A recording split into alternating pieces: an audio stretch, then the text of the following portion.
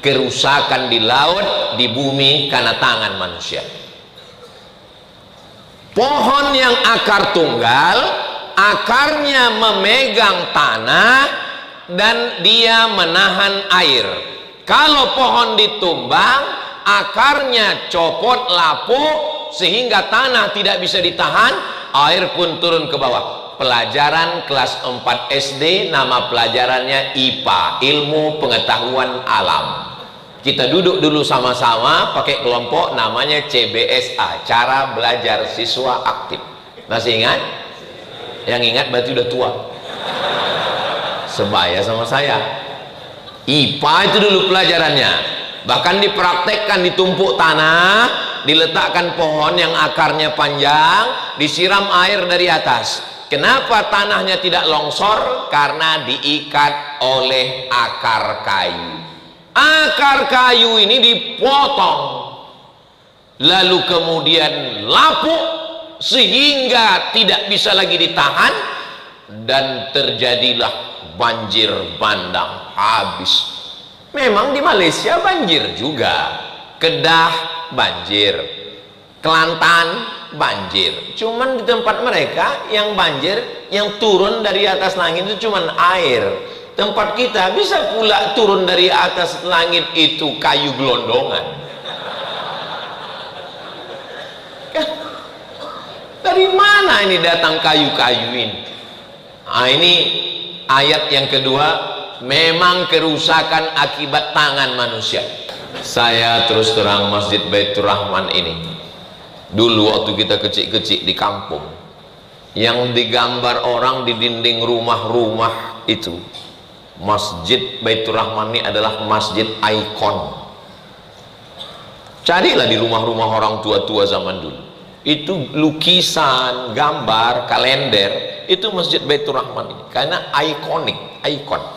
Saya pergi ke Jakarta, dari Jakarta ke Yogyakarta, dari Yogyakarta naik mobil ke rumah Ustadz Salim Afillah. Sampai di rumahnya, di dinding kamar rumah emak beliau itu ada gambar sulaman benang. Saya tengok, Allah, nanti kalau Bapak Ibu panjang umur ke Jogja, singgah ke rumah Ustadz Salim, ke rumah emak beliau, di dinding rumahnya itu gambar sulaman Masjid Baitur Rahman. Jadi kalau saya ditanya, di antara semua masjid di Indonesia ini, masjid manalah yang Ustadz paling ingin ceramah? Masjid Baitur Rahman ini. Dan hari inilah baru sampai kemarin. Hari inilah baru saya sampai kemarin. Dan saya orangnya memang nggak pernah minta, nggak pernah saya request ke Ustadz Nazar sama Ustadz Riza yang mengurus jadwal, tolonglah jadwalkan aku Baitur Rahman, nggak pernah. Saya kan jaga harga diri saya juga.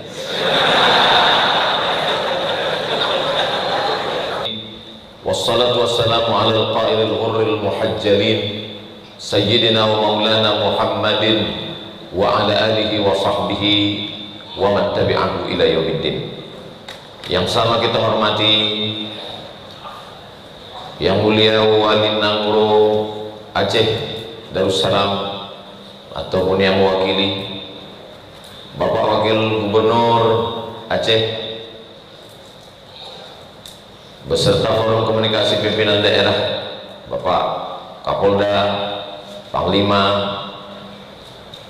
Ibu Wali Kota beserta Bapak Wakil Wali Kota Banda Aceh, para alim ulama, hadirin hadirat, muslimin muslimat, solihin solihat, mukminin mukminat yang belum kawin dan belum sunat, semua yang hadir ini dimuliakan Allah Subhanahu wa ta'ala.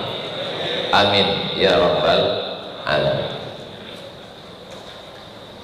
Saya baca-baca di medsos, komen-komen, ada yang prihatin, ada yang sedih, ada yang ngejek pun ada juga, yang mencaci maki, yang sumpah serapah, semualah ada di medsos itu.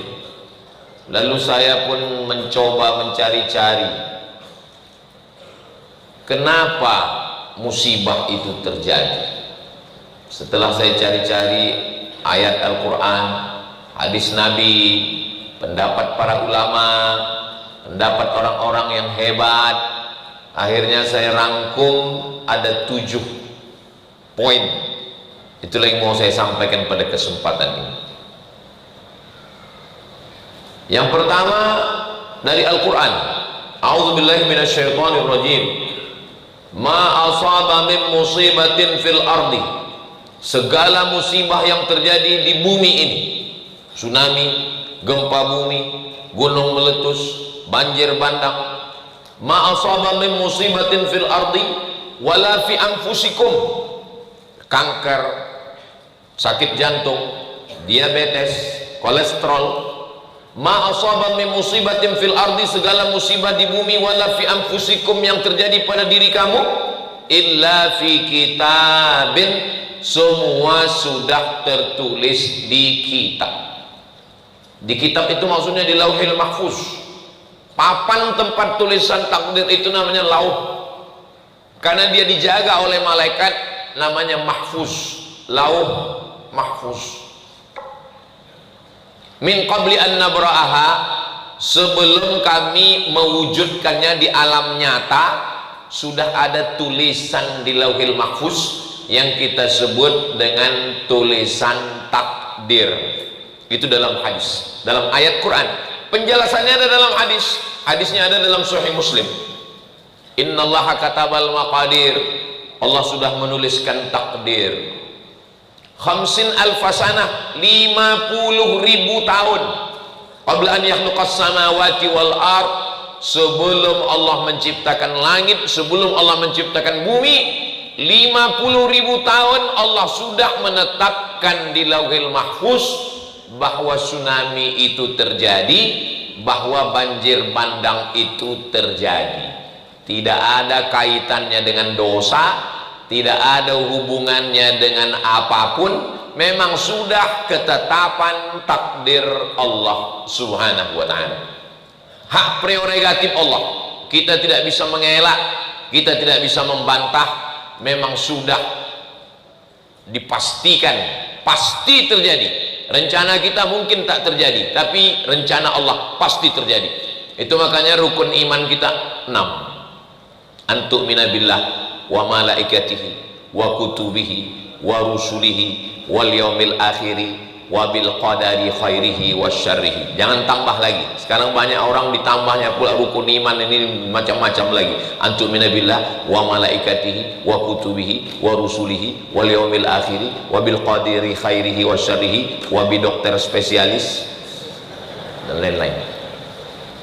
Saya masih ke dokter, saya masih berobat, saya masih ke rumah sakit, tapi segala yang terjadi itu adalah memang sudah takdir Allah subhanahu wa ta'ala.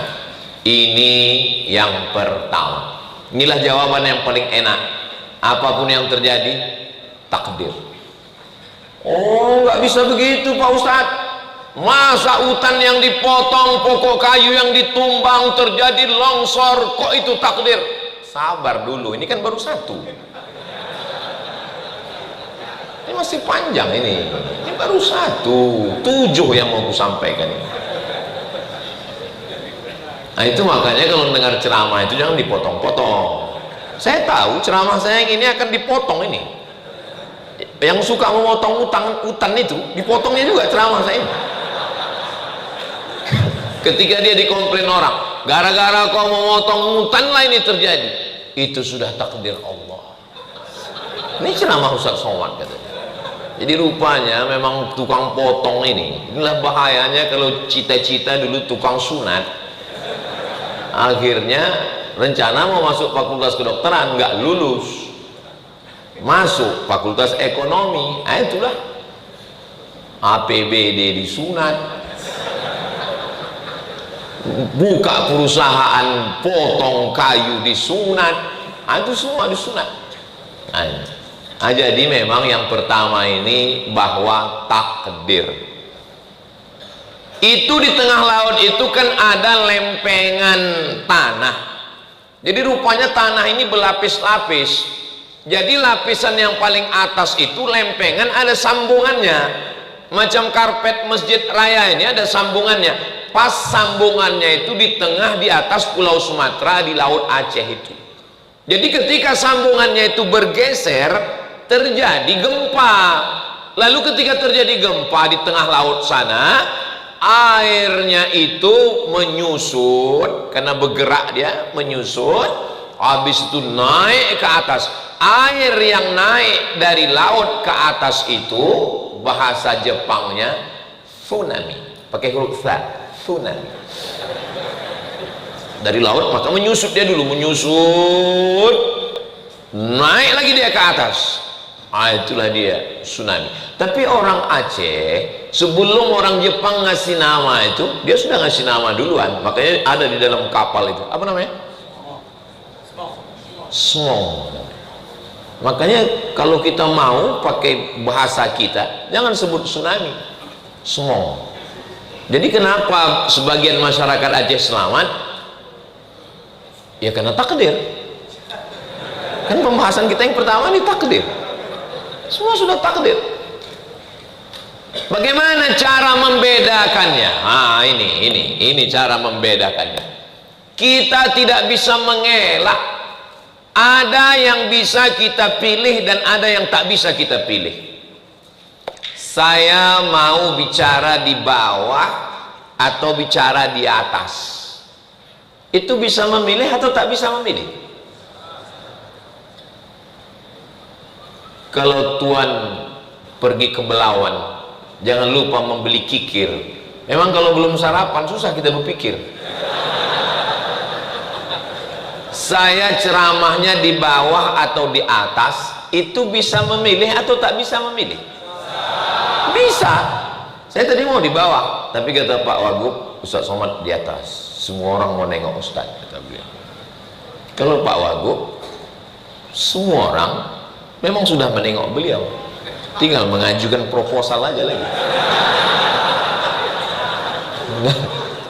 Jadi tentang masalah saya mau di bawah atau di atas itu pilihan. Tapi ada yang tidak bisa memilih. Memang sudah ketetapan Allah. Ini takdir yang nggak bisa memilih. Menjadi orang Sumatera, menjadi orang Aceh. Itu bisa milih atau enggak? Nggak bisa milih. 40 hari dalam kandungan dalam bentuk air, 40 hari dalam kandungan dalam bentuk darah, 40 hari dalam bentuk kandungan dalam bentuk daging, 40, 120 hari. Umur 120 hari datang malaikat. Malaikat tidak pernah membawa kertas mau bertanya, kau mau jadi apa? A. Arab, A. Aceh, B. Batak, C. Cina. Enggak ada. Maka kita tidak boleh mengejek orang karena sukunya. Karena suku bukan pilihan, tapi itu dipilihkan. Saya tidak mau ceramah saya ini nanti dibelokkan. Saya nggak mau orang yang disekolahkan pulang-pulang ke kampung tiba-tiba judul lagunya pulang-pulang berbadan dua. Mohon maaf, tidak layak, tidak sopan. Tiba-tiba ditanya sama bapaknya, kenapa kau kukuliahkan, kukirim duit, kubelikan kos-kosan, kubelikan motor, kenapa bisa terjadi? Dijawabnya dengan ringan, kata Ustaz Somad, ini takdir ya. Nanti Pak polisi menangkap, kenapa kau mencuri? Sudah ketetapan Allah. Padahal ini bisa memilih. Tapi tsunami datang, itu tidak bisa dipilih. Memang sudah ketetapan Allah Subhanahu wa ta'ala. Kita hanya bisa berkata inna lillah wa inna ilaihi raji'un. Kenapa Ustaz dari tadi matanya menengok ke sana? Saya nengok jam terus. Itu penempatan jam di situ memang sudah bagus. Itu untuk khotib. Khotib memang katanya ke situ. Karena tertulis di sini ceramah tak boleh lebih dari 15 menit. Jadi sinkron di antara yang di sini dengan di situ. Saya terus terang Masjid Baitur Rahman ini, dulu waktu kita kecil-kecil di kampung, yang digambar orang di dinding rumah-rumah itu, Masjid Baitur Rahman ini adalah masjid ikon. Carilah di rumah-rumah orang tua-tua zaman dulu. Itu lukisan, gambar, kalender, itu Masjid Baitur Rahman ini karena ikonik, ikon. Saya pergi ke Jakarta, dari Jakarta ke Yogyakarta, dari Yogyakarta naik mobil ke rumah Ustadz Salim Afillah. sampai di rumahnya, di dinding kamar rumah emak beliau itu ada gambar sulaman benang. Saya tengok, Allah, nanti kalau Bapak Ibu panjang umur ke Jogja singgah ke rumah Ustaz Salim, ke rumah emak beliau, di dinding rumahnya itu gambar sulaman Masjid Baitur Rahman. Jadi kalau saya ditanya, di antara semua masjid di Indonesia ini, masjid manalah yang Ustadz paling ingin ceramah? Masjid Baitur Rahman ini. Dan hari inilah baru sampai kemarin. Hari inilah baru saya sampai kemarin. Dan saya orangnya memang nggak pernah minta, nggak pernah saya request ke Ustadz Nazar sama Ustadz Riza yang mengurus jadwal, tolonglah jadwalkan aku Baitur Rahman, nggak pernah. Saya kan jaga harga diri saya juga.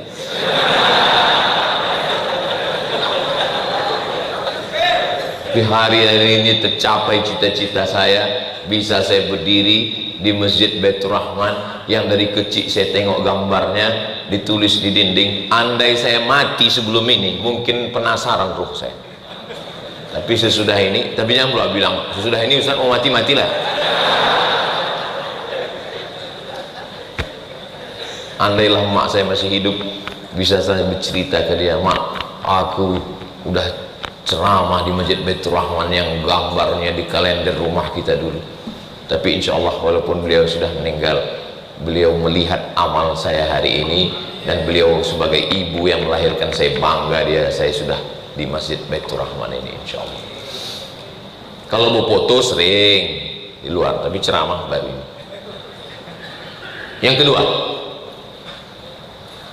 Yang kedua adalah zaharal fasadu fil barri wal bahri bima kasabat aydin nas.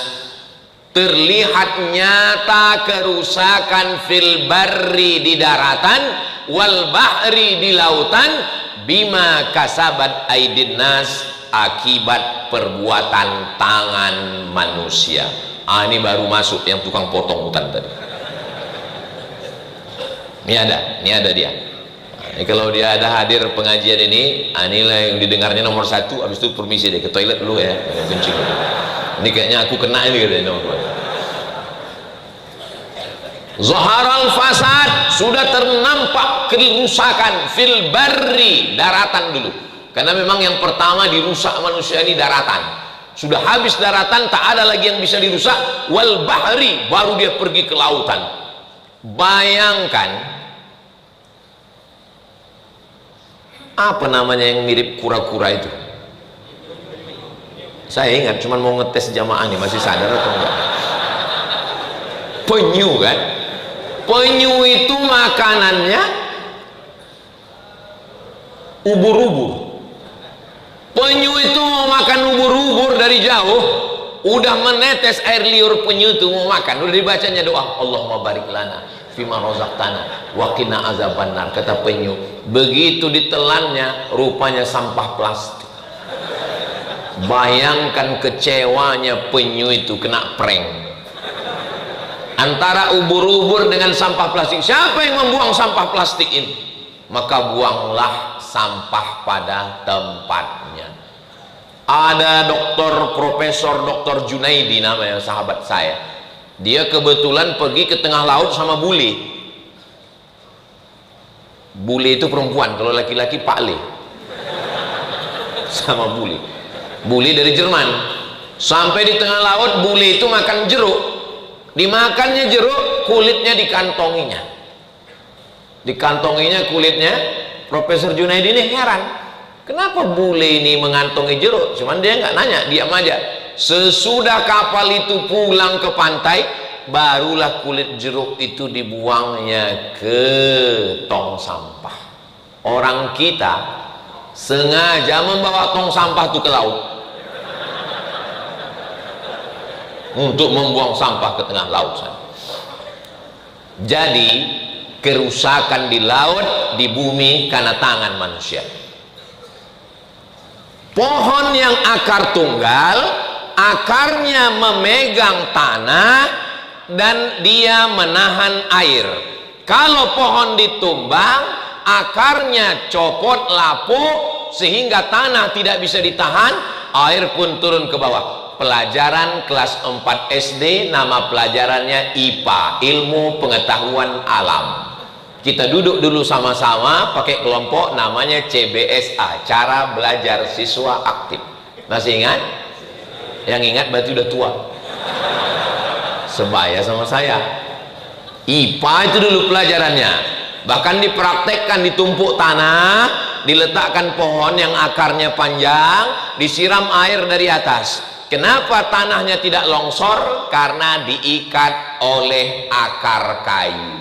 Akar kayu ini dipotong, lalu kemudian lapuk sehingga tidak bisa lagi ditahan, dan terjadilah banjir bandang habis. Memang di Malaysia banjir juga, Kedah banjir, Kelantan banjir. Cuman di tempat mereka yang banjir, yang turun dari atas langit itu cuman air. Tempat kita bisa pula turun dari atas langit itu kayu gelondongan. Dari mana ini datang kayu-kayu ini? Nah, ini ayat yang kedua. Memang kerusakan akibat tangan manusia. Tangan saya nggak pernah memotong, Ustadz. Tangan saya nggak pernah megang kampak. Tangan saya nggak pernah megang sinso. Tangan saya, memang tanganmu tidak pernah motong, tapi tanda tanganmu sudah meluluh lantakkan. Makanya saya seumur-umur hidup saya ini sudah umur, banyak orang salah sangka. Saya selalu dibilang orang, Ustadz umurnya 28 ya. Saya bilang, saya ini umur saya 48 lahir, tapi orang tuh berkeras juga 28. Udahlah 28 lah, saya bilang, nggak apa-apa. Saya seumur-umur ini, lahir 1977, sekarang sudah 2025, sudah 48 umur saya. Saya belum pernah sekalipun sholat minta hujan ketika Riau berasap. Jarak pandang di kota Pekanbaru sudah tinggal 30 meter lagi. Mata sudah perih pakai masker. Tolonglah Ustadz sholat istisqa. Nggak mau saya. Sekalipun saya nggak mau. Kenapa? Karena yang membakar hutan itu ikut juga sholat. Kuat pula nangis dia lagi. Ya Allah. Pas giliran hujan tak turun, kita disalahkan orang itu. Kenapa hujan nggak turun? Itulah gara-gara Ustadz Somad imamnya, kata dia. Pas giliran hujan turun, apa kata dia? Gara-gara doa saya lah itu. Maka saya nggak mau, sekalipun saya nggak mau sholat istisqa. Udahlah, nggak usahlah kau libatkan aku dalam sandiwara ini. Cukuplah itu sudah. Jadi tentang masalah kerusakan ini memang sudah kejahatan yang masif, memang sudah kejahatan berjamaah. Maka terjadilah apa yang terjadi. Yang memotong dapat kayu, yang ngasih izin dapat duit. Giliran hancur saudara-saudara kita yang tak pernah dapat apa-apa. Mudah-mudahan Allah memberikan kekuatan kepada saudara-saudara kita, insya Allah. Ini yang kedua. Berikutnya yang ketiga. Omongan saya hari ini, dan dimanapun saya ngomong, gak pernah menurut saya selalu pakai ayat Quran, hadis Nabi, pendapat ulama. Yang ketiga, hadis Nabi, la ta'murunna bil ma'ruf, ajak orang buat baik, ajak orang buat baik, wala tanhaunna 'anil munkar, larang orang buat mungkar. Kalau kamu diam, tidak melakukan nahi mungkar, la yusikanna ayyab'atsallahu 'alaikum iqaban, Allah akan menurunkan hukuman. Ini yang melakukan perbuatan mungkar, yang tidak ada hubungan dengan pohon kayu, tidak memotong, tidak membakar, tapi dia melakukan perbuatan mungkar. Dan orang diam, ustadz diam, ayah emaknya diam, dan kita ketika ditembak pun juga diam. Kau janganlah pacaran. Yang pacaran aku, yang punya motor aku, yang goncengan aku. Kenapa kau yang ribut? Urus saja surgamu, jangan kau urus neraka. Ditulisnya pula tuh di baju kaos, urus surgamu, jangan kau urus neraka. kita pun mau menasihati dia jadi takut. Iya juga ya. Memang dunia ini saking banyaknya orang gila, orang waras pun ragu tentang kewarasannya. Bayangkan kalau 10 anak muda nulis semuanya, urus surgamu, jangan urus nerakaku. Kita pun terdiam jadinya. Makanya itulah pentingnya kita ngaji dengan UAS, Ustadz Akal Sehat.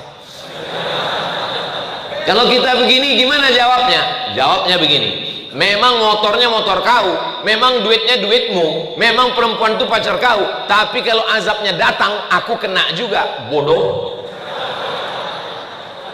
Begitu.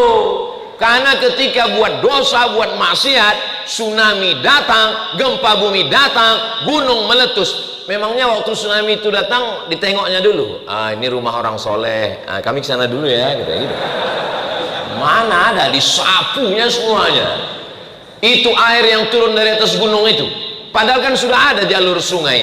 Sungai itu kan belok ke kiri, belok ke kanan, nggak mau dia ikut jalur itu. Rata semua dibuatnya. Habis rumah orang baik kena, orang yang tak baik pun kena. Mudah-mudahan orang-orang baik yang meninggal dunia menjadi syahid insya Allah. Adapun orang yang tak baik meninggal dunia, ya mudah-mudahan diampunkan Allah juga lah dosa. Saya tahu kalian udah semangat kali mau mengaminkan. Enggak boleh, karena boleh jadi di ujung-ujung umurnya itu, karena tertulis waktu malaikat mau mencabutnya itu, dia menengok tulisan la ilaha illallah. Kita husnuzon, bisa jadi dia mati dalam keadaan husnul. Dari bunyinya nggak setuju nampaknya. Enak kali Pak Ustadz, dia yang pacaran, dia yang maksiat, dia yang LGBT, dia yang homo, dia yang lesbi, musibah datang dia yang ngundang, begitu dia mati Ustadz doakan pula dia husnul khotimah. Aku nggak setuju. Ya nggak apa-apa kalau nggak setuju, silakan. Tapi kita semua akan mati. Mudah-mudahan kita ini semua mati dalam keadaan husnul khotimah. Kalau kita doakan saudara kita husnul khotimah, malaikat akan dikirimkan Allah malaikat. Apa kata malaikat? Amin, kabulkan doa orang ini, walaka mithluh, maka kau dapat pahala yang sama seperti yang kau mintakan. Makanya kalau ada perbuatan maksiat, jangan diam. Anak-anak muda Gen Z, tolong kalian cetak nanti stiker bulat tulisannya say no to bonceng. Ini hari Jumat, besok malam Sabtu, besok Sabtu malam Ahad. Itu anak-anak muda pacaran, tulis say no to bonceng, bagikan di lampu-lampu merah. Ini cuman kadang pas kita itu yang ngambil yang tua-tua pula. Tua siapa yang mau dibonceng lagi? Tempelkannya, buatkan baju kaos yang suka. Katakan tidak pada narkoba, katakan tidak pada sabu-sabu, katakan tidak pada pil anjing gila, katakan tidak pada lem kambing. Kalau Ustaz Somad yang ceramah di atas mimbar berapi-api, tapi sampai di luar orang nggak takut sama saya. Makanya dalam masalah amar ma'ruf nahi mungkar ini, bukan ustadz yang paling bisa. Yang paling bisa itu adalah polisi dan tentara. Dia yang paling bisa. Polisi nggak perlu naik ke atas mimbar ini. Di atas mimbar ini berat, biar aku aja. Polisi TNI cukup dengan pistolnya. Selama seragam masih ada, selama pistol masih besi, pakai untuk amar ma'ruf nahi mungkar. Takbir. Saya kalau udah 30 menit ceramah memang takbir. Itu untuk ngetes suara jamaah. Kalau begitu suaranya berarti tahan sejam lagi. Tapi kalau pas saya takbir Allahu Akbar, itu artinya terserahlah Pak Ustadz mau berhenti aku pun udah lama kali ini udah katanya. Polisi tentara nggak perlu ceramah, nggak perlu pakai ayat, nggak perlu pakai sound system, nggak perlu tablik akbar, nggak perlu pakai beleho, cukup dengan pistolnya. Sambil jalan-jalan dia, ada yang mau pacaran silakan. Ada yang mau main judi silakan, ku pecahkan ginjal kalian. selama seragam masih ada, selama pistol masih ada, pakai untuk amar ma'ruf nahi mungkar. Setuju? Jangan nanti baju sudah diambil negara, pistol sudah ditarik, barulah datang ke Ustadz. Apa yang bisa kita lakukan? Bapak masih aktif, baru pensiun Pak. Banyak-banyak istighfar juga Pak. Apa yang mau dilakukan lagi? Ustadz, saya selalu ikuti ceramah Ustadz, saya mau nahi mungkar Pak Ustadz. Bapak dari mana? Saya polisi Pak Ustadz. Pistol besi udah diambil negara Pak Ustadz, tinggal pistol air. Itu pun kadang-kadang mati, kadang-kadang hidup Pak Ustadz. Udahlah Pak, banyak-banyak ziarah kubur aja lah Pak. Itu maka semangat saya ini karena saya tengok masih berseragam bapak-bapak kita. Maka gunakan kekuasaan ini. Suami saya Pak Ustadz tidak polisi, tidak TNI Pak Ustadz, nggak ada pistolnya, tapi ada pentungan, pakai. Itu jangan pakai, macam-macam. Amar ma'ruf nahi mungkar. Kalau kamu tidak melakukan amar ma'ruf nahi mungkar, kata Nabi, la yusikanna ayyab'atsallahu 'alaikum iqaban. Pasti Allah menurunkan hukuman, dan ketika Allah menurunkan hukuman, summa tad'unahu, lalu kamu berdoa beramai-ramai, istighosah kubra, zikir, fala yustajabu lakum, doa kamu tidak dikabulkan. Gara-gara apa? Gara-gara tidak melakukan amar ma'ruf nahi mungkar. Makanya pejabat-pejabat sangat bisa, kepala dinas, kepala badan, kepala kantor, yang ada kepala, yang tak berkepala, bisa. Wali kota, wakil wali kota, langsung masuk ke sana kemari, dapat laporan dari masyarakat, datang. Gubernur, wakil gubernur, sangat bisa. Ini adalah ajaran agama Islam. Jadi dalam Islam itu, kalau mau melihat orang berkuasa, ketika dengan kekuasaan dia bisa melaksanakan amar ma'ruf nahi mungkar. Man ra'a minkum mungkaran, siapa yang menengok kemungkaran, falyughayyirhu biyadihi, dengan tangan. Dengan tangan dulu. Enggak bisa dengan tangan, fabilisani, dengan lidah. Saya ini enggak punya tanda tangan. Saya enggak punya martil palu hakim konstitusi Mahkamah Agung. Saya tak punya kekuasaan, tapi saya masih punya suara. Itu pun kalau mikrofon masih hidup. Kalau mati mikrofon ini hilang juga suara. Makanya di beberapa tempat kalau saya ceramah itu kadang-kadang mati begitu. Kenapa? Panitianya ketakutan.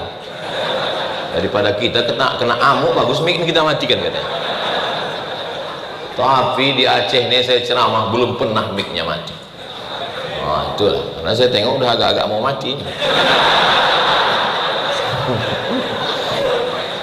Ini yang ketiga. Yang keempat, ma yusibul mu'min min nasabin wala wasabin wala saqamin wala syaukin yastakuha. Sakit, gundah gulana, susah pikiran, demam panas, duri mencucuk tapak kaki, illa kaffarallahu anhu biha sayyi'atuh. Itu cara Allah untuk mengampunkan dosa-dosa. Ini yang keempat. Jadi kalau ada orang mengatakan, kenapa di Aceh datang tsunami, 20 tahun setelah itu datang pula musibah banjir bandang, padahal kalau cerita masalah dosa, orang sana dosa, orang New York dosa, orang London dosa. Karena Allah ingin membersihkan dosa orang-orang saudara kita. Mudah-mudahan yang meninggal bersih dalam keadaan tak ada dosanya sama sekali. Sampai apa kata Nabi? Sampai apa kata Nabi? Hatta tamshi alal ardi makanat alaihi khati'ah. Sampai dia berjalan di atas bumi, tak ada dosanya walaupun sebesar ujung rambut, sebesar ujung jarum, karena dia sudah bersih sebersih-bersihnya. Makanya kalau ada saudara kita meninggal, kita husnuz. Aku tengok tetanggaku yang meninggal kemarin Pak Ustadz, hitam mukanya. Ya memang dia hitam. Saya inilah kalau mati dibuka orang tutup, apa kata orang? Ku tengok muka Ustadz hitam, waktu hidup pun memang hitam, tapi kami tengok di YouTube tuh putih, lampunya terang. Jadi masalah husnuzon ini nggak usah kita tengok dari fisiknya. Maka ada orang-orang, saya heran Pak Ustadz, sholat rajin, puasa sunat rajin, ngaji rajin, sakit aja bawaannya. Kawan saya sholat nggak pernah, sedekah nggak pernah, pengajian nggak pernah, sehat walafiat, nggak mati-mati. Itu bukan nikmat, itu namanya istidraj. Istidraj itu namanya.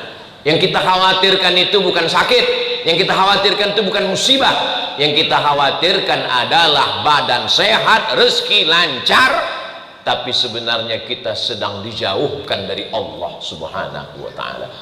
Ini yang keempat, ini mesti dipahami dengan baik. Ya Allah, semua yang datang kemari, kalau ustadz menangis itu biasa.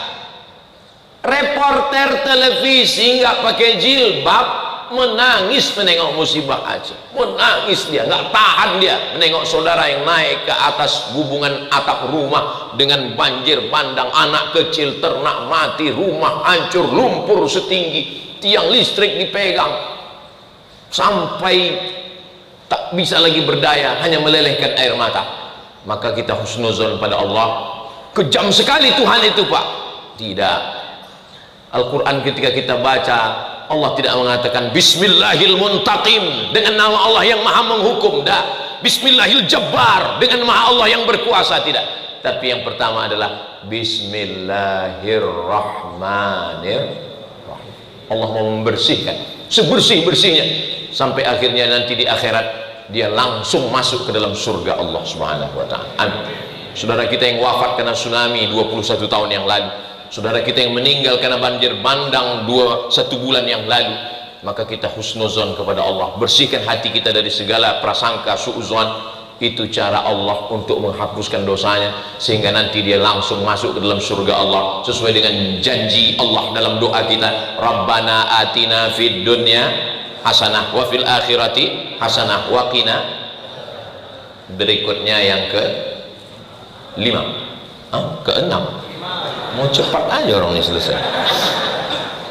Saya memang dikasih tahu Ustadz jangan lama-lama, karena Ustadz mau langsung ke Sigli. Nanti saya mau khutbah Jumat di Sigli, habis itu turun ke Biren. Jadi kami turun Banda Aceh, dari Banda Aceh turun ke Sigli, habis turun ke Biren, habis itu turun ke bawah. Nanti diprediksi hari Sabtu malam Ahad, Sabtu sore itu kami nanti di Aceh Tamiang, dan Ahad malam kami langsung ke Medan. Pagi Ahad itu kami nanti berangkat dari Medan, masih belum jelas tiket apakah Medan Jakarta atau Medan Kuala Lumpur, habis itu barulah ke Pekanbaru.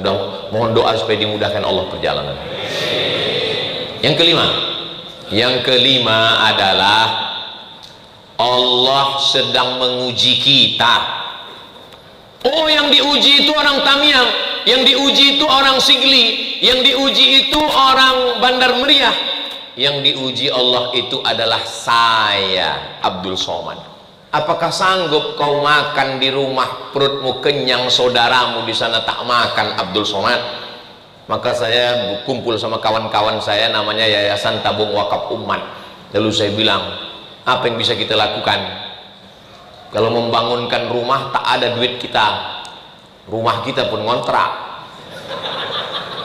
Jadi apa yang mau kita? Oh, datang ide, kita masakkan rendang Pak Ustadz. Aku bilang berapa kilo? 1 ton katanya. Mendengar 1 ton itu terbayang saya berendang di renang 1 ton. Oh, 1 ton. Saya nggak mau mengendurkan semangat kawan-kawan ini. Nggak saya tanya, mak kualinya sebesar apa? Berapa jam kalian masaknya? Saya bilang, iyalah, saya kasih semangat saya bilang. Dalam hati saya kan kalian juga yang masak. Jadi rupanya 1 ton. Yayasan Tabung Wakaf Umat, itulah tadi bawa. Tapi Pak Ustadz sebungkus saja, itu simbolisnya.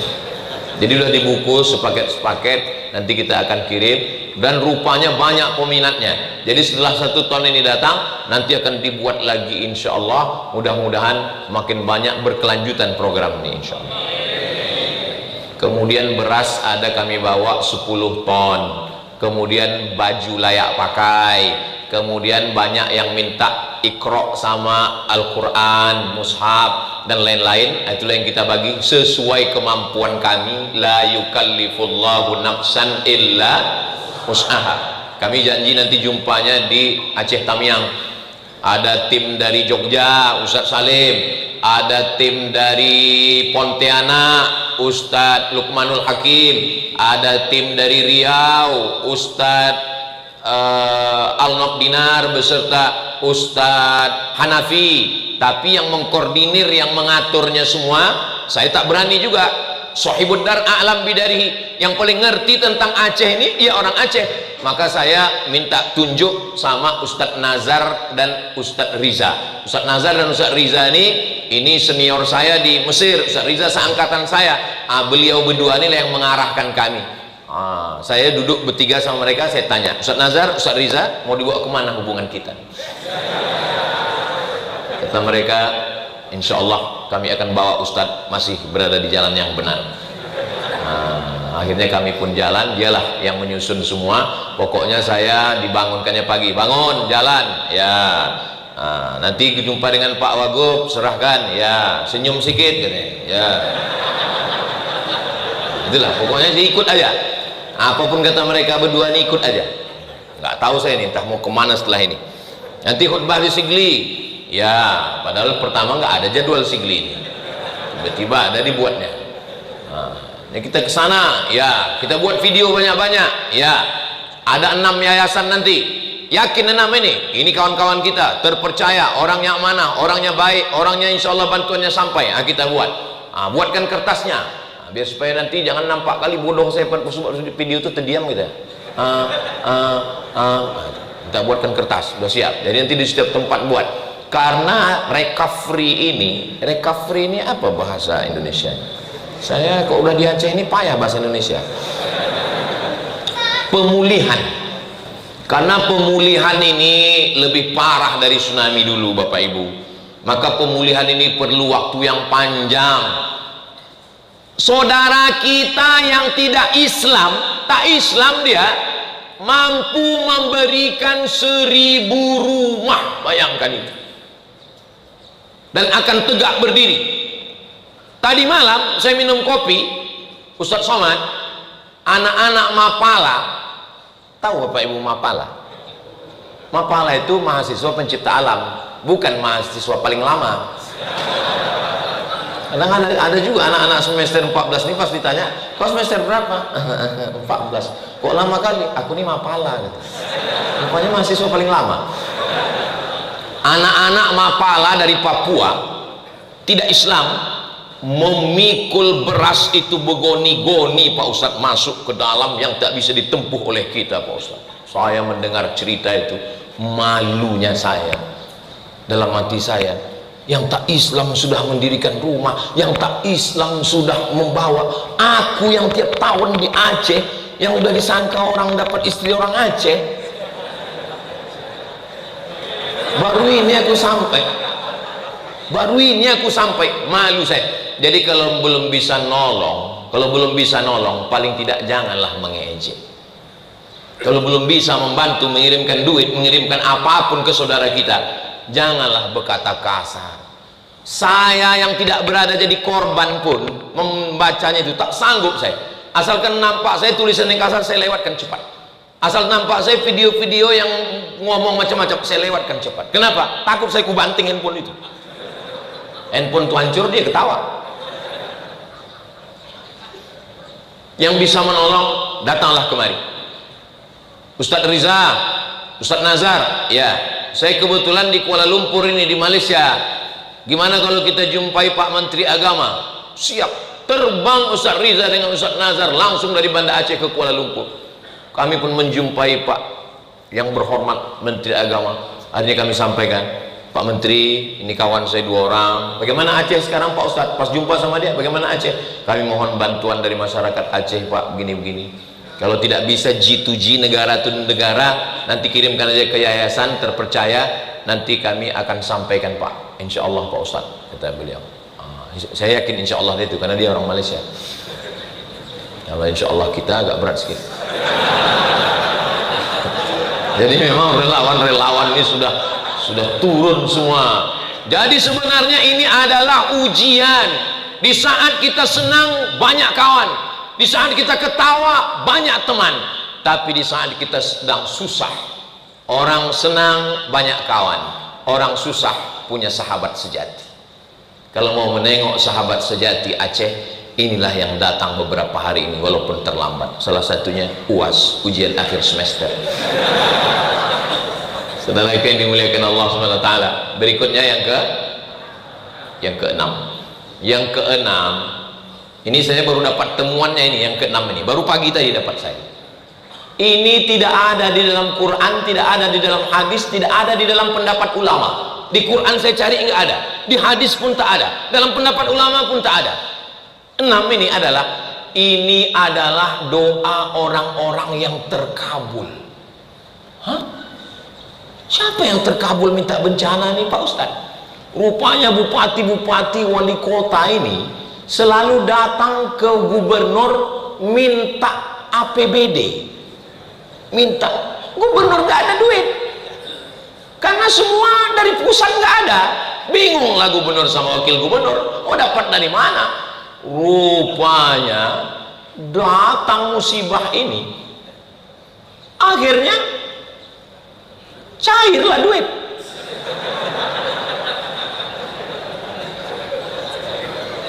Kontraktor, perusahaan-perusahaan datang ke Pemda, mana proyek Pak? Mana ada proyek sekarang? Defisit, duit susah. Begitu bencana ini datang, dicairkan 60 triliun untuk musibah Sumatera, 30-nya untuk Aceh. Akhirnya bupati, kepala daerah, rupanya orang ini banyak pergi umroh untuk berdoa supaya cair duit ini. Itulah maka cair duit ini, turun. Saya pun baru dapatnya tadi pas sarapan tadi, ngobrol dengan Pak Wagub. Tadi saya dengar, oh begitu rupanya. Saya bilang nggak ada proyek di Aceh Pak Ustadz karena nggak ada duit. Sekarang setelah turun 3 triliun ini, proyek pembuatan rumah, proyek itu, proyek ini. Jadi ini memang ada beberapa orang yang berdoa ini. Tapi kalau bisa janganlah kalian berdoa lagi. Aku minta sama kalian janganlah berdoa lagi. Kebetulan di depan saya ada ibu wali kota Banda Aceh. Kenapa Banda Aceh nggak kena? Rupanya wali kota Banda Aceh ini yang nggak pernah minta dana tadi, akhirnya nggak turun dari sini. Kalau yang dimuliakan Allah Subhanahu Wa Taala, saya paham. Saya sebelum datang kemari ini pikiran saya ini kusut, bawaan saya tegang. Rupanya Pak Wagub ini tahu, dia menengok saya. Ini Ustaz Somad ini kalau dibawa cerita susah nanti dia berapi-api ini dia semimbar. Dibawanya cerita begitu baru agak tenang saya sedikit. Masya Allah, tabarakallah. Innama amruhu iza arada syai'an ayyakula lahu kun fayakun. Bapak Ibu kalau tak percaya bahwa sekarang tak ada duit, nanti kalau saya ngomong tak percaya, bukalah Google. Kita buka sama-sama ya, mudah-mudahan ada signal. Coba tulis itu APBD Riau 8 triliun. Tengok APBD Riau 2006 8 triliun. Mana provinsi yang paling kaya? Kalimantan Timur. Berapa? Kalimantan Timur 14 triliun. Aceh 11 triliun. Begitu ada musibah nih 30.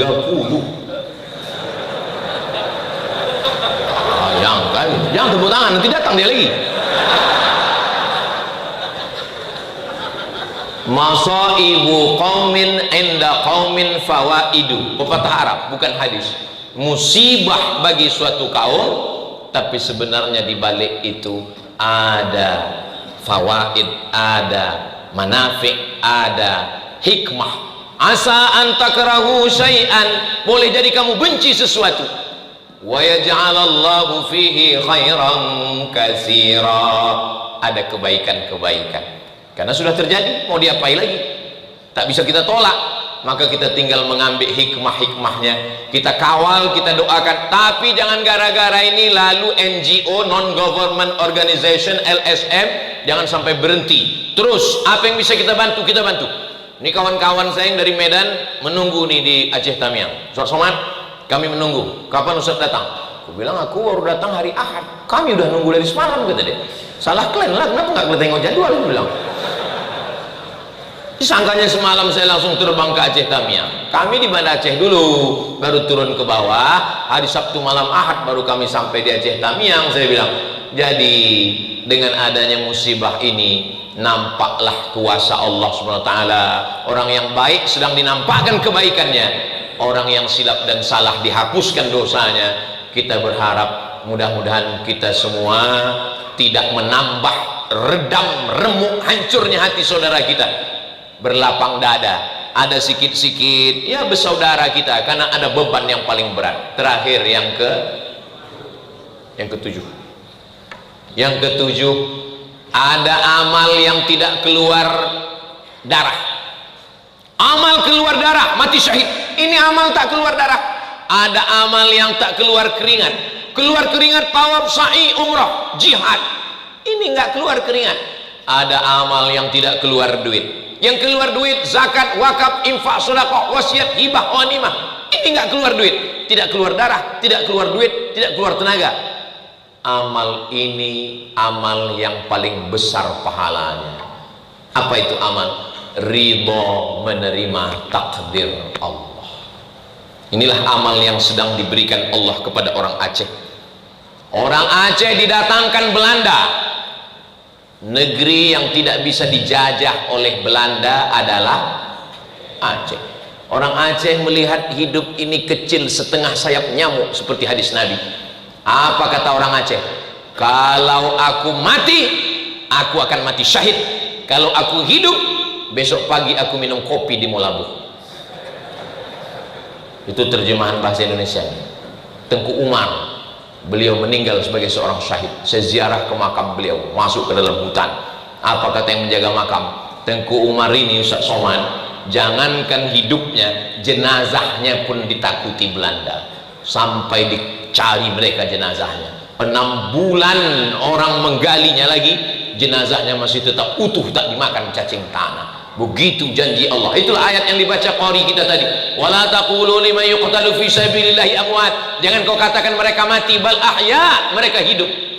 Sudah meninggal pun dia tak dimakan cacing tanah. Kita masih hidup dan dimakan cacing. Kenapa? Diabetes meletus. Mohon maaf kalau ada bapak ibu yang tersinggung, kebetulan penyakitnya sama, jangan. Kunci mendengar ceramah saya ini satu, jangan tersinggung. Ada beberapa jamaah tersinggung, pulang meninggal. Datang Belanda tak bisa masuk. Jangankan Tengku Umar, jangankan Panglima Polem, yang perempuan Malahayati, yang perempuan Cut Nyak Din, takut Belanda, diasingkan ke negeri yang paling banyak pengetahuannya, Sumedang. Pengetahuan, iya, karena Sumedang itu banyak tahu.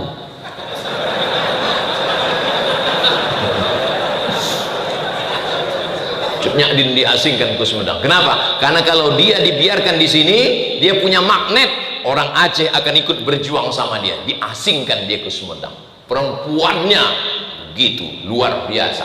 Makanya kalau ada orang luar Aceh yang bisa mendapatkan istri orang Aceh, itu orang yang luar biasa. Sampai mana tadi ceritanya?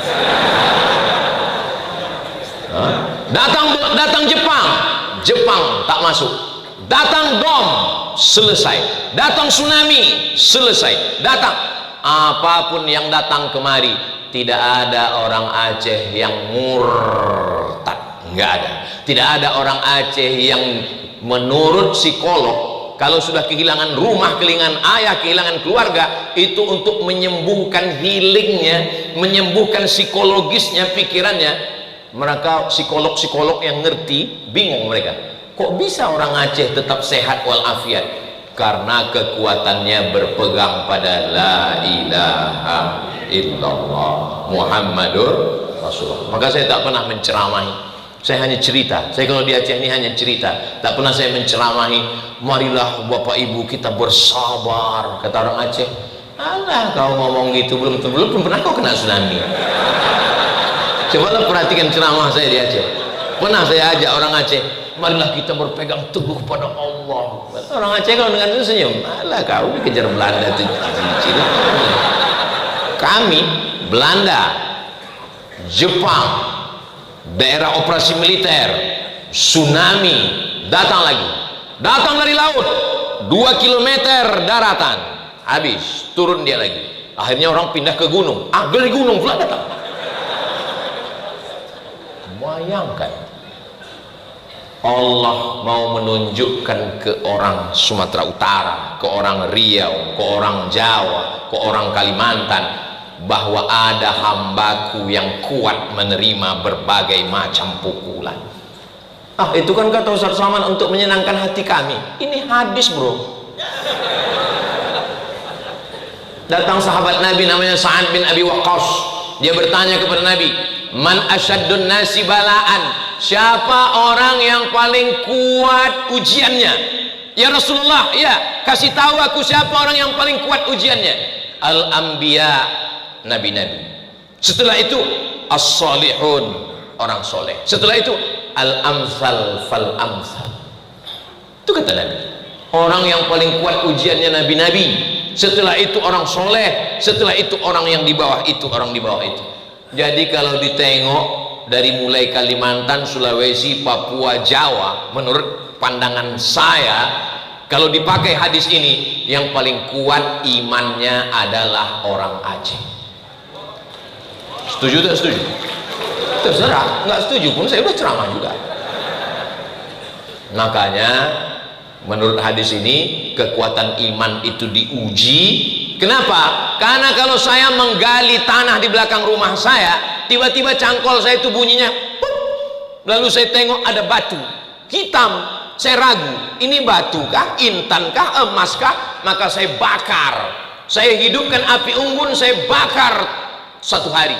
Begitu saya bakar meleleh dan memancarkan cahaya, berarti dia emas. Saya bawa pulang, saya masukkan ke lemari, saya kunci lemarinya, saya masukkan ke kamar, kamarnya saya kunci, saya masukkan ke rumah, rumahnya saya kunci. Tapi setelah saya bakar 2 hari tetap hitam, batu gilingan. Cara menguji batu dengan api, menguji iman dengan ujian-ujian ini. Dan iman yang paling kuat itu berada di Serambi Makkah. Kita jaga ini, kita jaga iman anak-anak kita, kita jaga iman jamaah kita. Saya kalau mau mengasih contoh-contoh yang baik-baik, Aceh. Cerita tentang ekonomi syariah, banknya tidak ada konvensional, Aceh.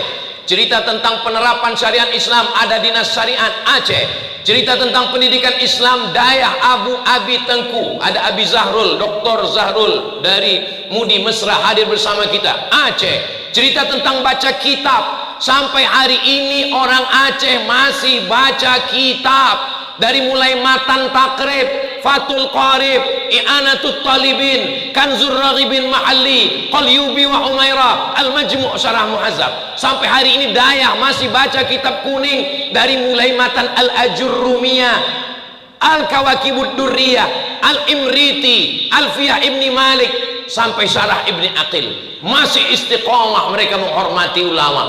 Maka kalau ada orang yang mengejek, dia belum kenal, kasih tahu dia, kasih kenal dia, ajak dia ngopi. Kau jangan ngejek, ayo kita ngopi, ajak dia ngopi ke tepi laut sana. Ustaz ngomong begitu itu kan mau menyenangkan hati orang Aceh aja. Islam pertama datang di Nusantara ini kemana? Aceh.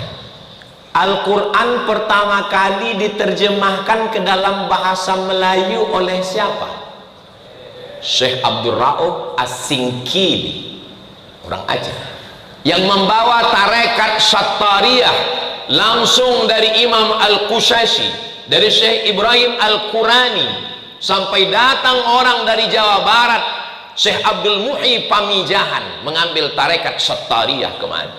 Datang saudara kita dari Makassar, Syekh Yusuf Al-Makassari Tajul Khalwati, mengambil tarekat Syattariyah kemana. Datang saudara kita dari bumi Minangkabau, dia adalah Syekh Burhanuddin Ulakkan dari Pariaman, datang kemana, mengambil tarekat Syattariyah. Siapa yang pertama kali menyusun sastra Melayu? Syekh Hamzah Fansuri.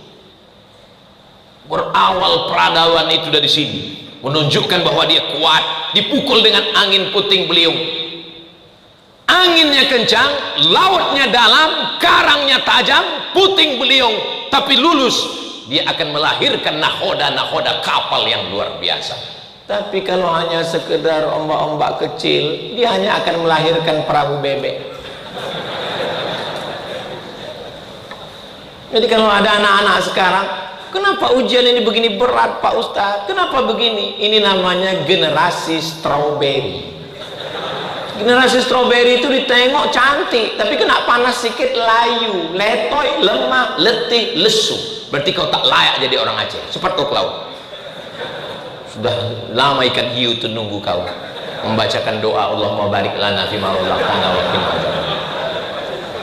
Itulah 7 poin yang saya sampaikan pada kesempatan ini. Mari kita jaga Aceh, mari kita jaga anak-anak kita, mari kita tegakkan amar ma'ruf nahi mungkar, mari kita bersama-sama membangun. Saya yakin dan percaya semua akan baik, semua akan bahagia, semua akan diberikan Allah kebaikan dunia dan akhirat. Saya tadi dipesankan banyak guru-guru kita, banyak Abu, Abi, Tengku, saya diminta untuk membaca doa. Saya yang baca doa, tapi doa ini dikabulkan karena orang-orang soleh, karena orang-orang baik semuanya. Ala hazihin niyah, al-fatihah.